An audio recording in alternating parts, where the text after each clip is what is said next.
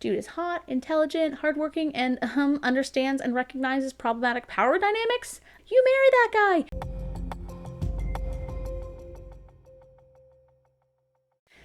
Hello, welcome to Sound and Fairy Book Reviews. As usual, I am Tina.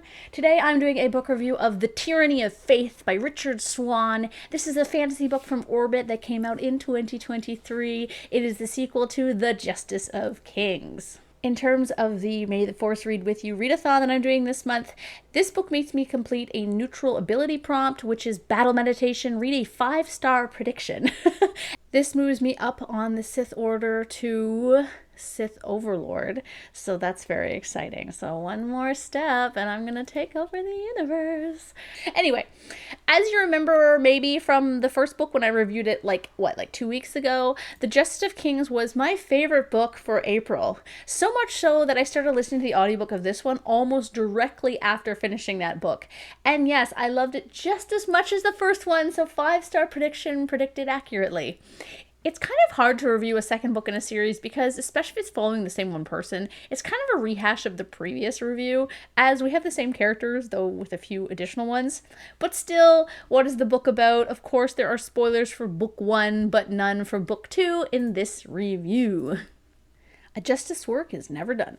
The Battle of Galen Vale is over, but the war for Empire's future has just begun. Concerned by rumors that the Magistratum's authority is waning, Sir Conrad von Valt returns to Sova to find the capital city gripped by intrigue and whispers of rebellion. In the Senate, patricians speak openly against the Emperor, while fanatics preach holy vengeance on the streets. Yet facing down these threats to the throne will have to wait, for the Emperor's grandson has been kidnapped, and von Valt is charged with rescuing the missing prince. His quest will lead him and his allies, Helena, Bressinger, and Sir Radomir, to the southern frontier, where they will once again face the puritanical fury of Bartholomew Claver and his Templar Knights, and a dark power far more terrifying than they could have imagined. That's a far better explanation, even though it still doesn't posit that Helena is the main character when she totally is. But that's fine. That's fine. So there are some great things that this novel has that are different from the first. I'm just going to list them.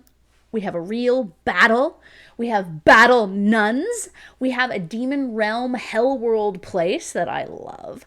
We have demonic possession, something I also love. We have evil priests. We have a fight in a bathroom. We have a dog named Heinrich that reminded me a lot of my dog Ruger, as Ruger also likes to kill things, but he's also the world's best cuddler. Anyway, there are a couple things that are same from the first novel. The first being that we have another mystery to solve, this one being a missing child. And another is that there is a similar kind of hiding in a room while some people are in it scene as in the first novel, but it goes an entirely different way, almost as if it's a tongue-in-cheek joke that it's a repeated concept from the first book. I thought that was really funny and I really liked that. An enemy that shows up near the end of the first book is a major antagonist in this one, as you can probably guess from the blurb, and there are some great scenes with Claver. It's very easy to hate him, and his motivations also make sense. He's a really great villain, and I loved the way that the audiobook narrator kind of portrayed him. It was very funny. A good mix of kind of sniveling and demanding. It was a great kind of portrayal. I really do love the audiobook narrator of these books. Some of my favorite scenes, though, are in the demonic realm. They were really evocative and fascinating with interesting imagery. I could totally understand kind of the eldritch kind of horror of it, and it was just really fascinating. I will say one thing about the books that could be improved upon is that there's a lot of telling and not showing. I do attribute a lot of this to being kind of like a memoir, albeit a fictional one. It seemed almost like it was a stylistic choice rather than like a poor editing.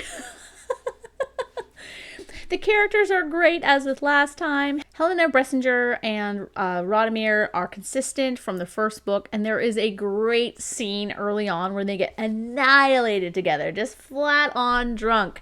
Helena learns, it's so funny. Helena learns a lot in this book. Where the last was kind of a coming of age in a sense, where the remaining vestiges of her innocence and youth were left behind, this one was solidifying of her moral code and her loyalties. I really like Helena. There were also some new characters that were fun, including, as I mentioned before, Heinrich the dog. He's a pretty main character in the book, and I absolutely loved Heinrich. He's so fun. I mean, I love a dog character. Who doesn't love a dog character?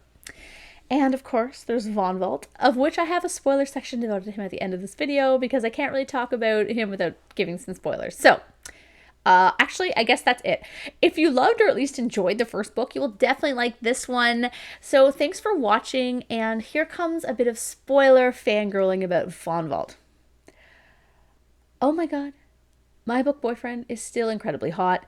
Now, he does go through a pretty rough part at the start, murdering people in the name of the Emperor, having seemingly been warped by his own moral code. And I was like, no, how could you do this? Don't turn into a villain. Don't be evil. But then he comes to his senses as the book progresses, which serves to humanize him even further. And ladies and dudes, if someone ever writes you a letter like Von Volt does Helena, you marry them right away.